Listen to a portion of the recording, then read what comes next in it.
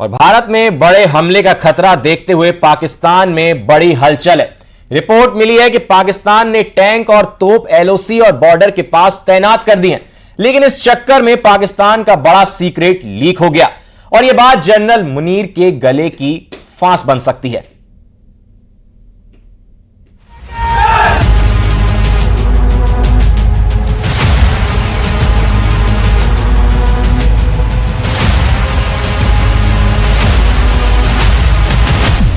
चौबीस घंटे में अटैक, 36 घंटे में अटैक, 48 घंटे में हमला होगा या फिर 72 घंटे बाद दहलेगा पाकिस्तान। पाकिस्तान की सेना इस वक्त सिर्फ घड़ी देख रही है और घंटे गिन रही है, क्योंकि एलओसी या फिर बॉर्डर पार से जो होने वाला है उसमें छुपा है पाकिस्तान का सबसे बड़ा खौफ।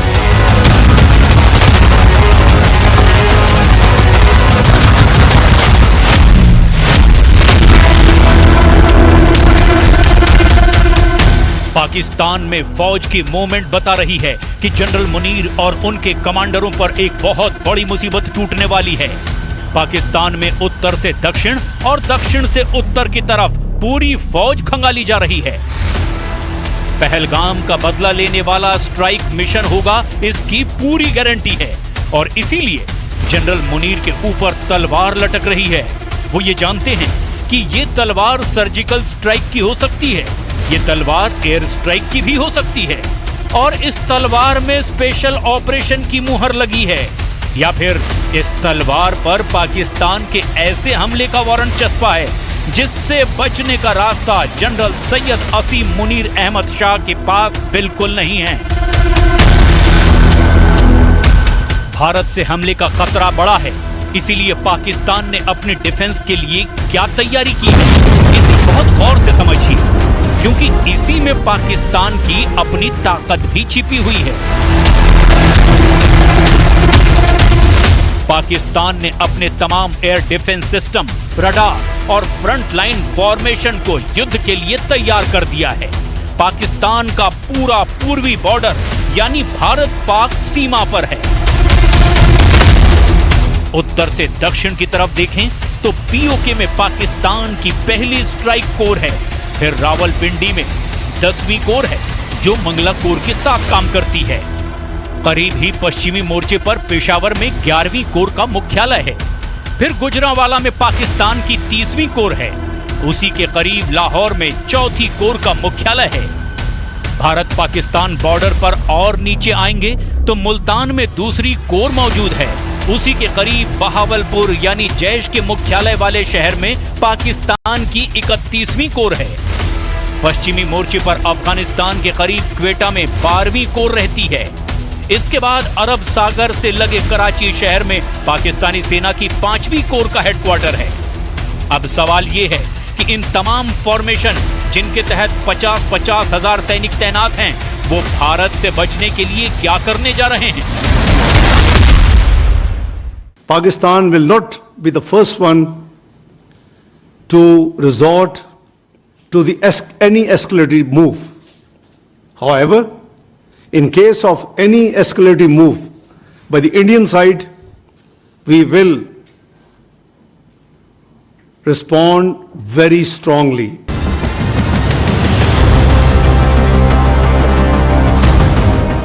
पाकिस्तान की पॉलिटिकल और मिलिट्री लीडरशिप बहुत बुरी तरह फंसी हुई है। भारत से बचने के लिए अब पाकिस्तान में सेना कहां से किस नई लोकेशन पर भेजी जा रही है, कौन सी तोप और कौन सा टैंक किस अड्डे को छोड़कर किस मोर्चे पर पहुंचाया जा रहा है, और पाकिस्तान के एयर डिफेंस सिस्टम कहां एक्टिव हो चुके हैं, कहां पर पाकिस्तानी सेना की कौन सी तैयारी पता चल रही है, ये बात अब धीरे धीरे लीक होने लगी है। पाकिस्तान के बॉर्डर वाले इलाके से जो रिपोर्ट आ रही है उससे कई नई बातों के बारे में भी पता चला है। यहाँ लोग भी घबराए हुए हैं कि अगर युद्ध हुआ तो आगे क्या होगा। हमारे गांव से तकरीबन ये 300 गज साइड पे जो है ना वो बॉर्डर है, जीरो लाइन, और जब भी यहाँ पे फायर होता है ना तो हमारा गांव सबसे पहले मुतासर होता है। ठीक है, और इससे पहले जितने भी फायर हुए हैं तकरीबन काफ़ी सारे हमारे लोग शहीद हुए हैं, उनमें बच्चे भी हैं, बूढ़े भी हैं, फसलें भी जो है ना नुकसान होती हैं, ठीक है, मवेशी भी मरते हैं, ठीक है। तो इसलिए हमारी गवर्नमेंट को चाहिए कि इस मसले का कोई प्रॉपर हल जो है ना निकालना चाहिए उनके साथ बैठ के। पाकिस्तान की पब्लिक का मूड युद्ध के खिलाफ है, लेकिन पहलगाम में हुए आतंकी हमले ने भारत को मजबूर कर दिया है, इसीलिए पाकिस्तान के खिलाफ एक्शन होगा, ये तय हो चुका है। अब भारत की सेना की तैयारी देखकर रावलपिंडी मिलिट्री हेडक्वार्टर में रोजाना मीटिंग हो रही है। हर मीटिंग में एक नया फैसला हो रहा है।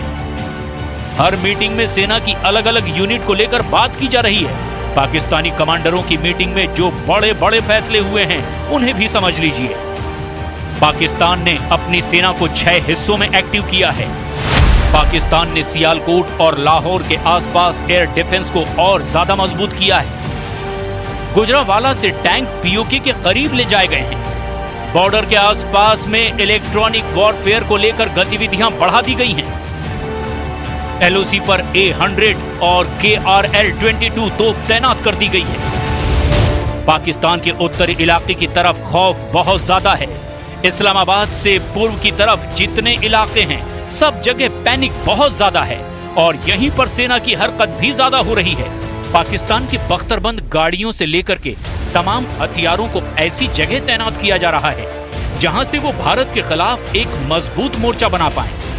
बलूचिस्तान से 33वीं और 41वीं डिवीजन को भारत से लगे बॉर्डर पर तैनात किया जा रहा है। वहीं मंगला कोर के तहत 7वीं इन्फेंट्री डिवीजन को भी अब रावलकोट, बाग और टोली पीर में तैनात कर दिया गया है। पाकिस्तान पर डिप्लॉयमेंट का बोझ अचानक बढ़ा है, जिसकी जनरल असीम मुनीर ने तैयारी भी नहीं की थी। सेना की मूवमेंट को लेकर पाकिस्तान के लोग भी हैरान हैं। वाघा बॉर्डर के पास पाकिस्तान में लोगों को भारतीय सीमा के करीब भटकने से भी मना किया गया है। यानी जमीन पर जनरल मुनीर के ऑर्डर बहुत तेजी से लागू किए जा रहे हैं। बॉर्डर के करीब रहने वाले किसान अब खेती नहीं कर रहे, बल्कि क्रिकेट खेलकर टाइम काट रहे हैं। तो इससे हमारी हुकूमत से या जो है ना हमारे कर्नल जनरल अफसरान से रिक्वेस्ट है कि वो उस तरफ से भी और इस तरफ से भी, दोनों मुल्कों की तरफ से अमन का हाथ बढ़ाएं, और ताकि जो है ना हमारे अवाम है जो पाकिस्तान की है, हिंदुस्तान की है, वो सारी की सारी जो है ना कुछ खौफ व हरास से डरी हुई है और कुछ वैसे माली नुकसानात हो रहे हैं, वो सारे के सारे नुकसानात जो है ना वो पूरे हो जाएं और अवाम जो है नॉर्मल अपने काम वगैरह पर वापस आ जाए और अपने माली हालात की तरफ तवज्जो फरमाए। तमाम हलचल के बीच पाकिस्तान की सबसे खास मिलिट्री फॉर्मेशन मंगला कोर पर सबकी निगाहें हैं। पाकिस्तानी सेना की मंगला कोर में बहुत ज्यादा हड़कंप मचा हुआ है। मंगला कोर यानी वो हेडक्वार्टर जिस पर एलओसी के मोर्चे की जिम्मेदारी है। यहां लेफ्टिनेंट जनरल नौमान जकरिया संधू पाकिस्तान में एलओसी का बॉस माना जाता है। उसको एहसास हो गया है कि लाइन ऑफ कंट्रोल पर कुछ बड़ा होने वाला है। अब कौन है लेफ्टिनेंट नौमान जकरिया संधू, जिन्हें जनरल असीम मुनीर का सबसे बड़ा लड़ाका माना जाता है? अब जरा ये भी जान लीजिए।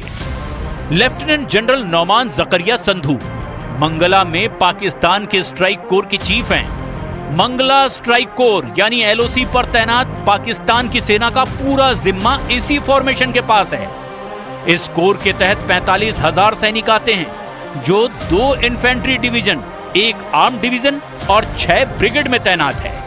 लेफ्टिनेंट नौमान जकरिया 2019 में पाकिस्तान के डीजीएमओ यानी डायरेक्टर जनरल मिलिट्री ऑपरेशन थे और बालाकोट स्ट्राइक के वक्त पाकिस्तान के स्ट्राइक मिशन जनरल नौमान जकरिया की नजरों से गुजरा था। सवाल यह है कि जनरल आसिम मुनीर ने लेफ्टिनेंट जनरल नौमान जकरिया को 24 घंटे के अंदर ऐसा क्या क्या ऑर्डर जारी कर दिया जिससे यह साफ लगने लगा कि पाकिस्तान की स्ट्राइक कोर में खलबली मची हुई है। पाकिस्तान के 45,000 सैनिकों को क्यों लग रहा है कि एलओसी पर इस बार कुछ ऐसा होगा जिसकी जद में उनकी तमाम फॉर्मेशन आएगी और करंट रावलपिंडी हेडक्वार्टर तक लगेगा।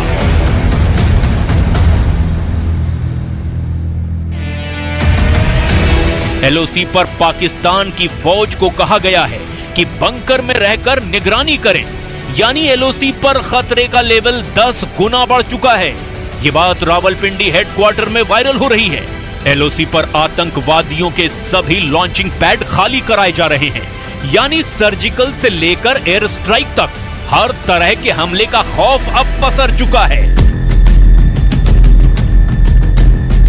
जनरल नौमान जकरिया की फॉर्मेशन ही है जो एलओसी पर जनरल मुनीर का हर हुक्म लागू करती है।